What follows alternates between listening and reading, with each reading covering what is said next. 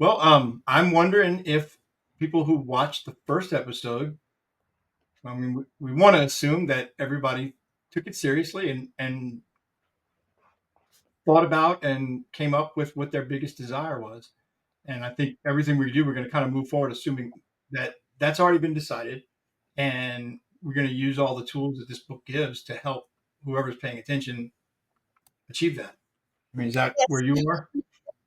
Yes, Awesome. exactly. We want this to be a journey when it is not just information, because there is so much information. We literally bombarded every day with tons of different packages of different information, but we really want this time when you spend with us.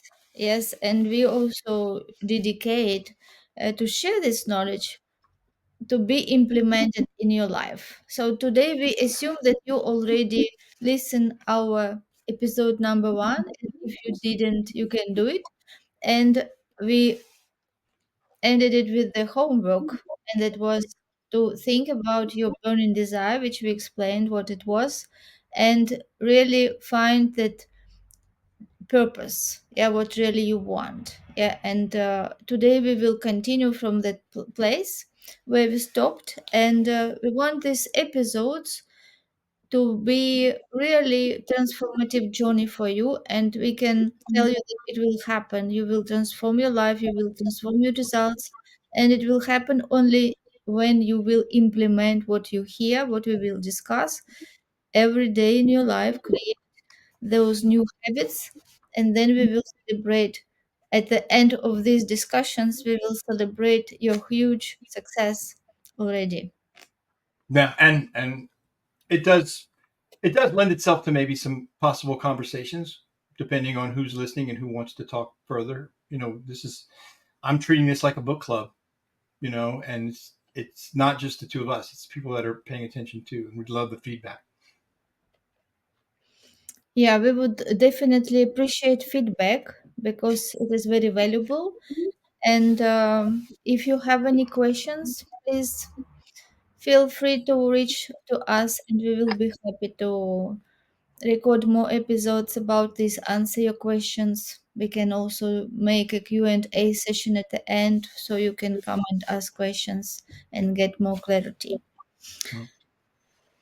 Okay, great. So let's speak about definiteness of purpose. Yes, last time we spoke about the importance of having desire and having goal. So today we will discuss the chapter 1, and we will see two different cases when people have had goals, but in one case one person succeed, and another case one person failed, and then when he learned the lesson, then he also succeed. So when we learn this principle from these situations and set our mind to think accordingly and act accordingly, this is how we also can succeed in our life and our business. When I think the examples that are in this chapter one are the reason that this book is timeless, and they are the reason that it connects with. This is a very popular book for people who are in sales. A lot of salespeople have to deal with a lot of rejection, so they need motivational books, and they read motivational books all the time. And this is kind of a bible to them. And I think it's the stories, because the best salespeople are the best storytellers, and you have to tell stories, and that's what's in this book. And it's almost like a fable, like you read as a kid when you found out, oh, don't do this because this is what happens. Well, um, he brings in two real world stories that I think are very telling and relatable. I mean, even though they're 100 years old, they still they still make perfect sense to whatever it is you're doing, and it really underlines the theme, I guess, of the whole first chapter. Which chapter one is confusing because it's called the introduction, but there's also a preface that's kind of the introduction. So last week we spoke about the introduction as an introduction to the book. Now we're talking about the chapter that's titled Introduction, but it's it's really basic. It talks about thoughts or things, and um, that this core concept that thoughts, when you combine them with purpose and action, two things, they can be transmuted into material wealth. And material wealth, I've learned, can be defined different ways by different people, and it doesn't matter what I think it is. It only matters what the reader thinks. Yes, it happens that our material world become a reflection, like a mirror of our consciousness of what is going inside. So let's go deeper to this chapter one introduction and speak about the first story which is described in this chapter, and it was about Edwin Barnes. Edwin Right. Barnes, who decided to become partner with Thomas Edison when he had no chance at that time, like in his material world, in his physical reality, he had no even chance to think about that. But he decided, he got that burning desire to be partner with Edison, who already was very successful, a very wealthy person at the time. Right. Well, this was a seemingly impossible goal that he had. Right. It was just a nobody is trying to be partners with a very successful somebody. But it really illustrates the power of desire and persistence, because if you want to achieve something impossible, first thing you have to do is decide that it's not impossible, because if you believe it's impossible, you're not going to succeed. But you also have to desire the outcome so much that you are going to be persistent and do whatever it takes. And that persistence is usually a common thread in highly successful people. They don't give up because until they reach their goal. Yes, and we want to learn from this situation how Edwin translated his desire into reality. Because I wanted to read from this book how he could translate his desire into reality. Yes, and you will have better understanding of the 13 principles which lead to riches, which we will explain in this book. And his situation was very, very interesting because, as we said, he had no chance. If we look logically at that situation, everyone would say just what it is just a fantasy. You have no chance to do that because again, want to read for you that when this desire or impulse of thought first flashed into his mind, he was in no position to act upon it. Two difficulties stood in his way. He didn't know Mr. Edison, and he did not have enough money to pay his railroad fare to Orange, New Jersey.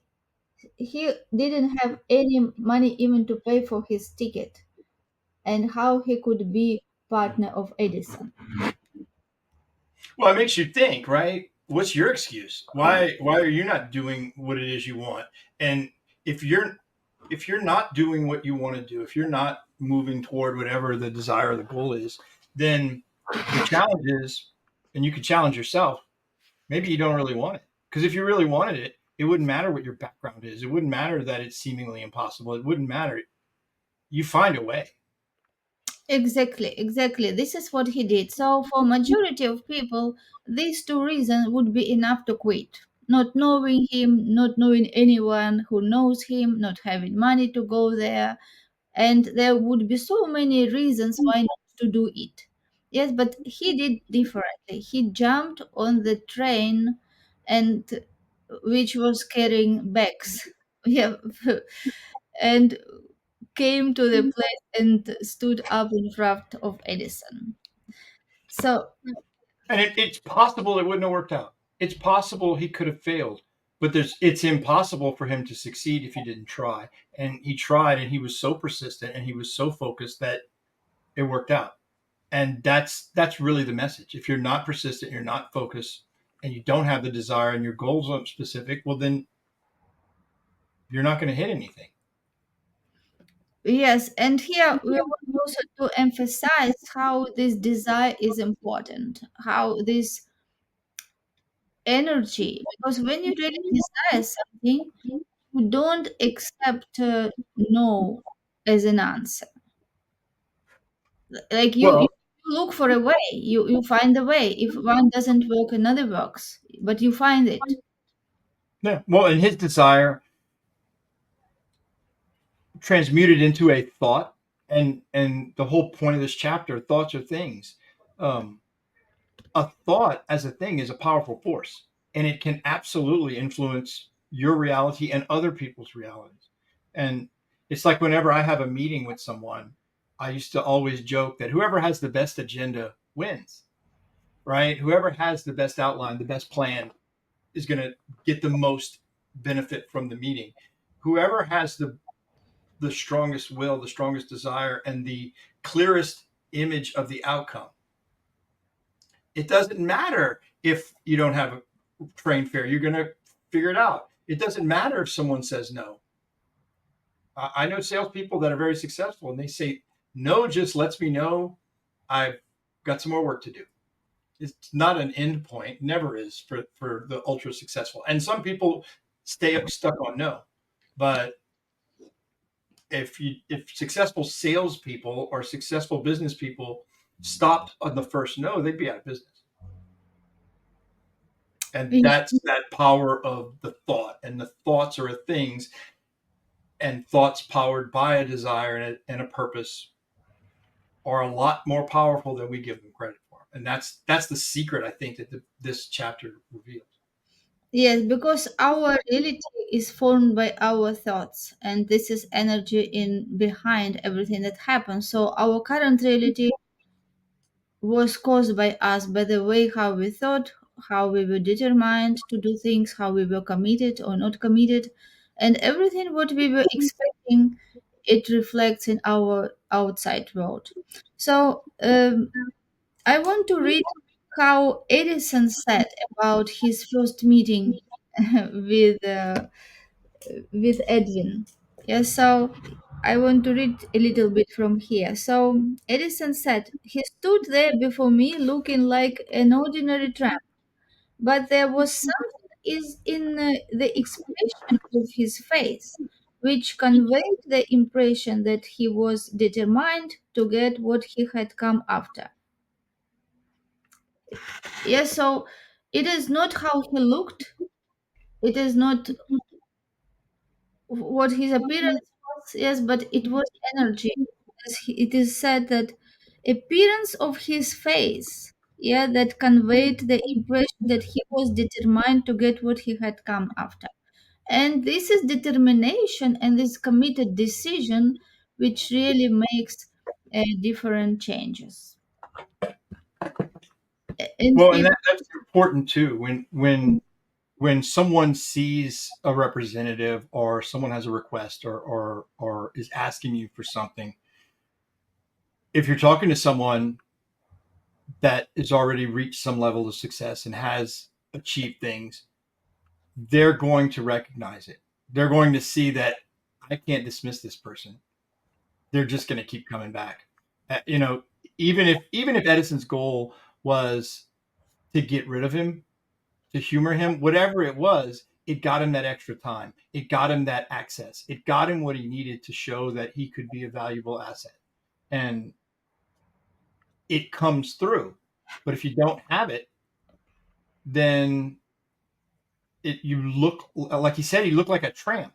So you look like someone just wanting a handout or wanting something for nothing. And he could tell this wasn't what this person was looking for. Why? Because he had a goal, he had a desire to achieve that goal, and he wasn't going to let anything stop him.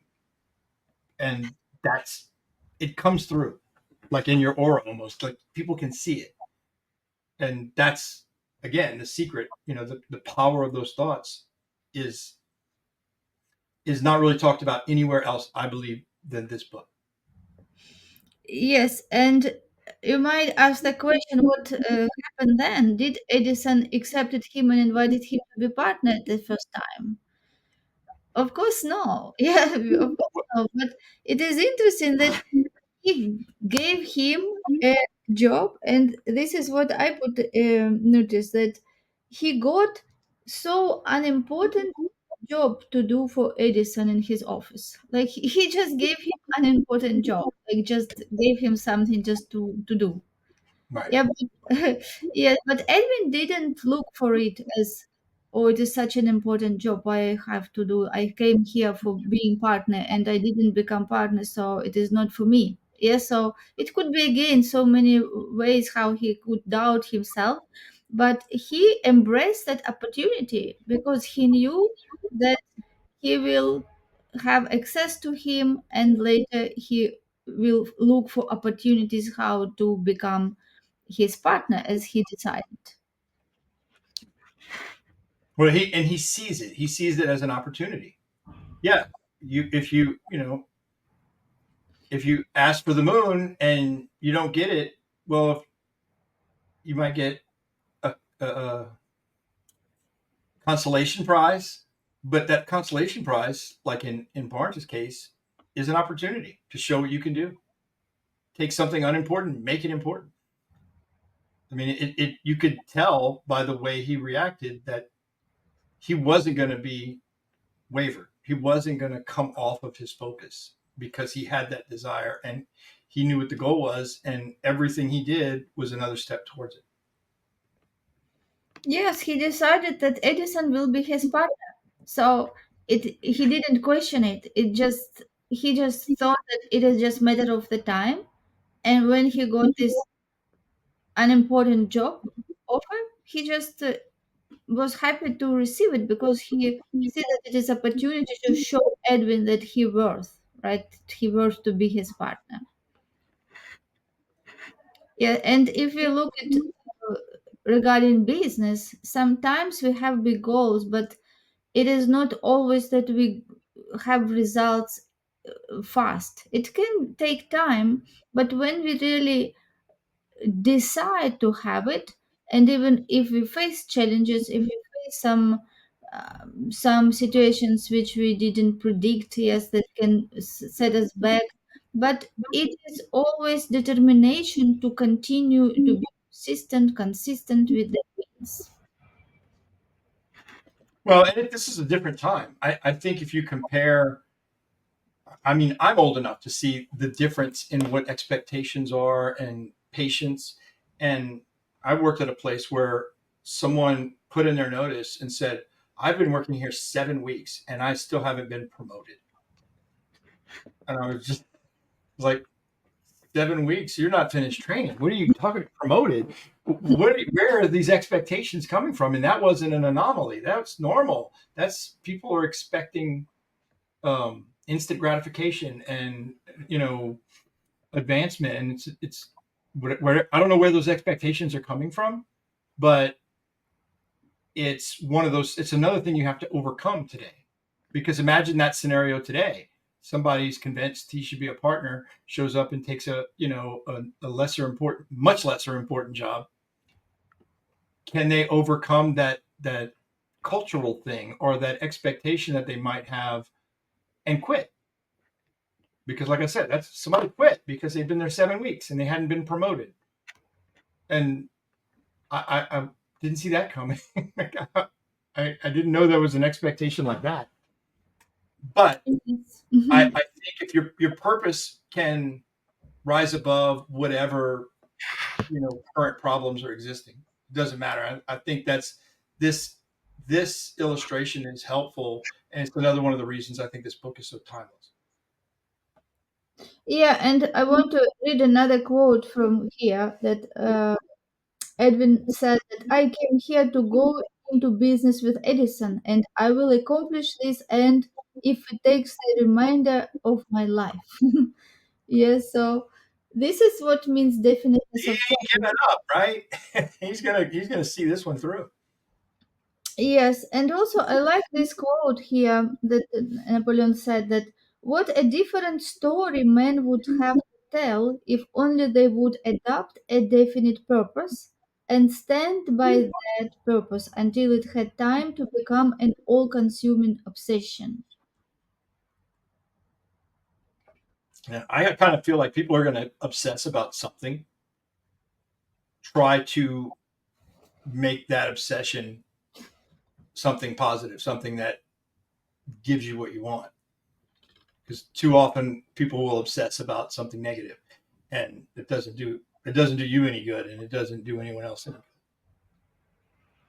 Yes, and good. it says that it is good to give it time. Yes, like once you decide what you want to do, get obsessed with your purpose and you see yourself already there, it you should know that it takes time. Yes, because in the next episode, which we will discuss, another story, you will see how someone can fail or quit just being like so close to that goal, but because people don't understand that they have take time, they have to give time to this goal to be manifested. That is why That's they quit. well, that's Darby. That's the contrasting story. I mean, it's in this chapter, but it really talks about it really offers a great contrast because it's more of an example of someone who had way more to start with. Because we all assume where you end up kind of depends on where you start. And that's true a lot. But it's not a hard and fast rule, and it's something that can be overcome. But it takes willpower, and it takes persistence, and it takes not giving up. Barnes is an excellent example of what happens when you don't give up because you can, if you're on a road and it's taking longer than you thought, you can evaluate your situation and say, is this getting me to my goal or is it not? And if it's not, then you refocus. If Edison would have sent him to work for a competitor, that's not helping him get towards his goal. Unless he can frame it in such a way that I can work there, get experience, and come back. But you want to make sure all your actions are getting you towards your goal. And with Darby, he was looking for gold, and he just gave up. And whoever picked up where he left off learned he was less than 3 feet away from finding it. And I mean, it's a longer, more interesting story than that, but it's the world is full of stories of people who did 99% of the work and quit. They were there. They did the bad part. They just didn't get to accept the rewards because they didn't have that strong desire and they didn't have that consistent application of going after it at all costs. I mean, Darby did not say, I will find gold if it takes the rest of my life. Obviously, that's not a quote that came from him. And but Barnes did. Barnes might have failed, but there's no way he would have succeeded the way he did had he not had the right attitude. And this is the first book where I ever even heard or understood the concept of a mindset. And there's some competing mindsets there between Darby and Barnes. And I think that Yes. Mhm. that contrast is really, really helpful in illustrating, you know, the power of thought and why it's important. And again, just thoughts are things. Yes. And Mhm. Yeah, I really just wanted to emphasize the power of mind. See, like in first case, yes, Edwin Barnes, he didn't have material things. Yes, he only had desire. And at the end, he became partner with Edison. Yes, he started without that in an important job, and then opportunity came for him to be involved. Then he got involved, and he became a very successful and very wealthy salesperson, and finally became Edison's partner. And Darby, if you look, he had material things. He had his financial situation was better, and also he had his family support. So when he decided to mine the gold, his family supported him. They get money, and he bought all the necessary equipment. So he had physically, like if we look at his chances to win, we could say that he has everything to win, right? Like he had machinery, he had money, he had family support, everything. And he stopped just 3 feet from the gold. Yeah, so Well, we, yeah. I think there's a couple of issues there that are interesting, and one of them is one of the benefits you have if you're in Barnes's situation. You have nothing to lose. What did Barnes have to lose? He didn't have a bunch of money. He didn't have riches. He didn't have obligations. I mean, could you today jump on a train and go, far, far away just to, convince someone to hire you or become a partner? I On couldn't. I have, I got a mortgage and a family and property, and I got, obligations, and I have things to lose. I can't necessarily gamble. So when you think you have no advantages, you may have some advantages. One advantage is you have nothing to lose. Having something to lose can hold you back in some cases, and I think that's part of what I think it's part of what Darby's problem was. He in could his case, he he could could. no longer justify expending resources, and he just didn't think it was going to work. And when you believe something isn't going to work, you're right. Mhm. Um, and I think that's the doubt that gets in. And when you don't have a definiteness of purpose, you're leaving a door open for doubt to come in. And the doubt came in. Barnes would have found that gold without the equipment that Darby had. I have no doubt.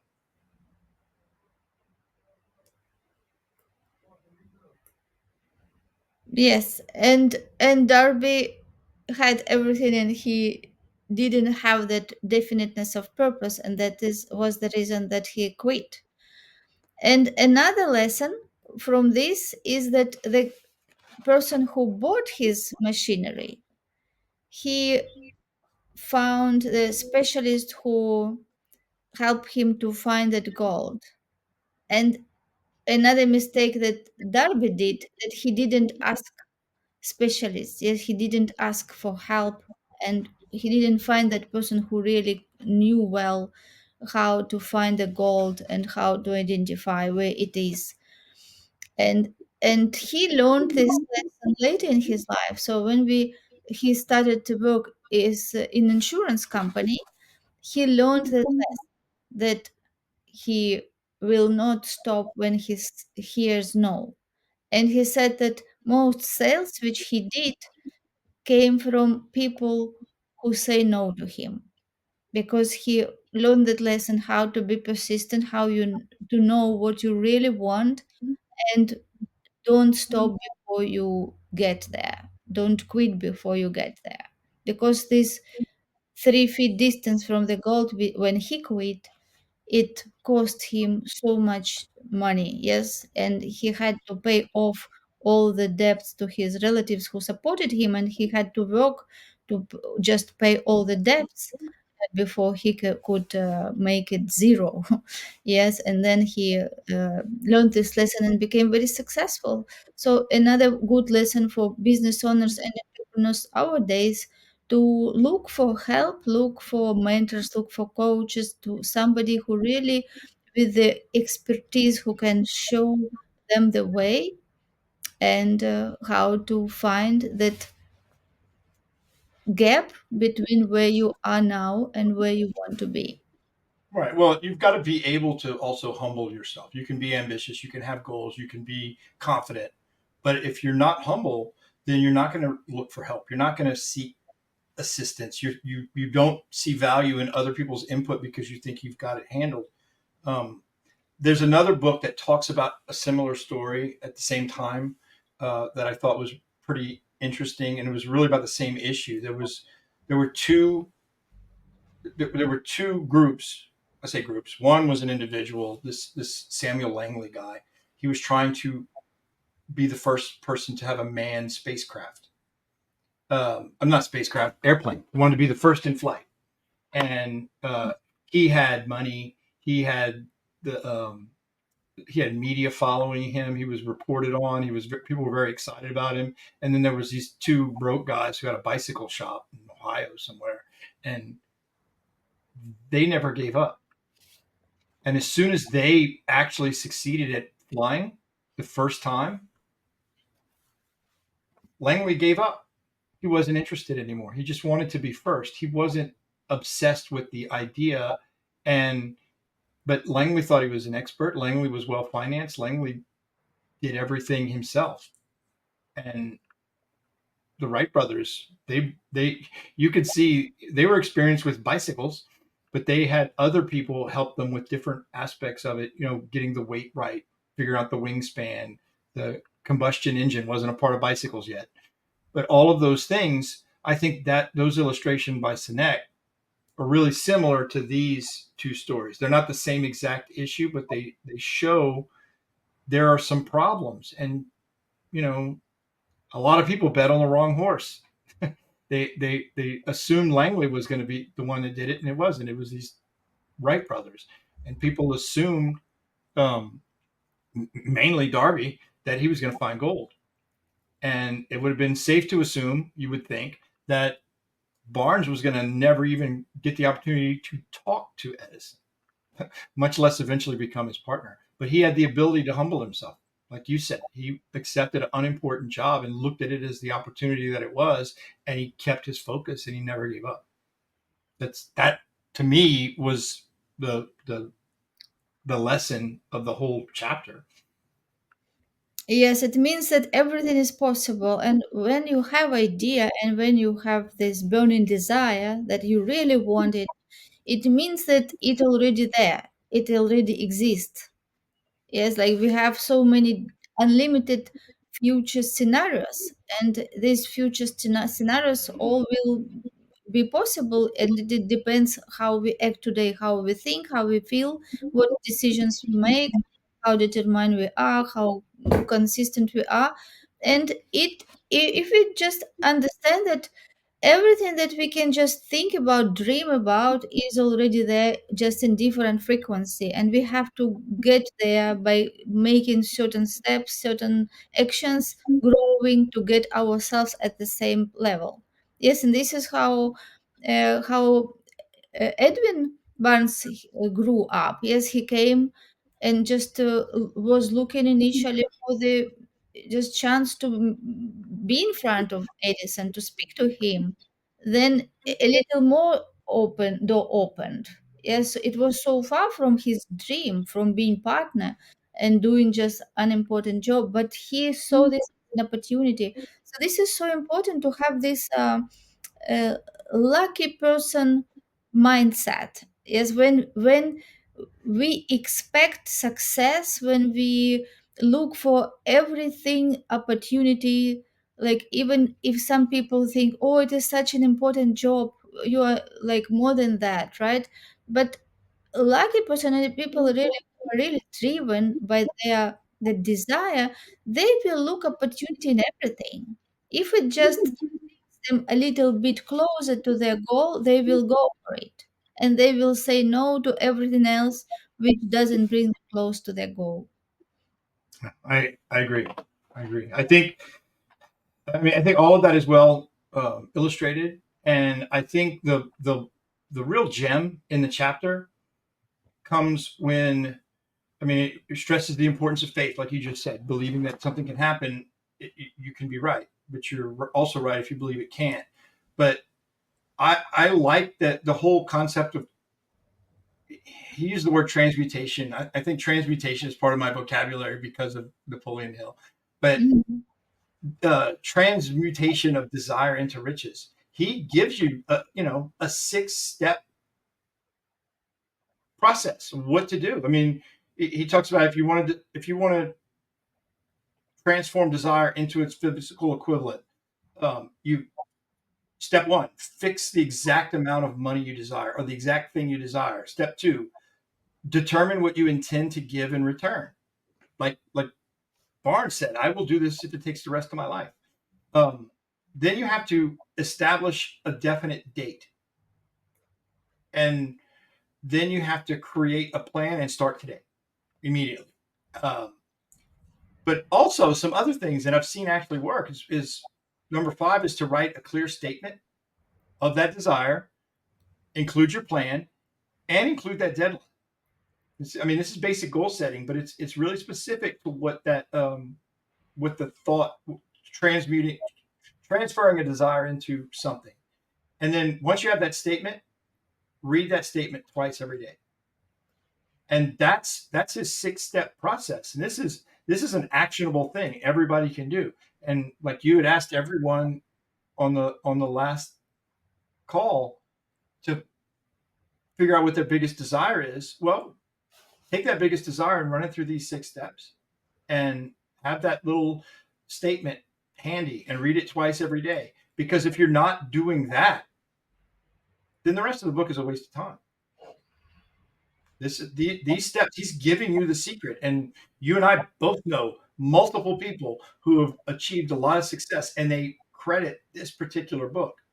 I bet you they did this. I bet you they took their desire, they wrote it down, they put a date, they put an exchange of what they were going to do, they read it out loud twice a day. It seems hokey and it seems pointless, but there's a method to this madness. It really talks about the importance of having a framework, coupled with the importance of having the faith, like you talked about. But you're programming your subconscious mind, and that ultimately directs your mindset when you're not necessarily 100% focused because there's too many things to distract us. Yes, your task is not to know how you get there. Your task is just do it, these simple steps every day and impress this idea into your subconscious mind so you can believe that it is real.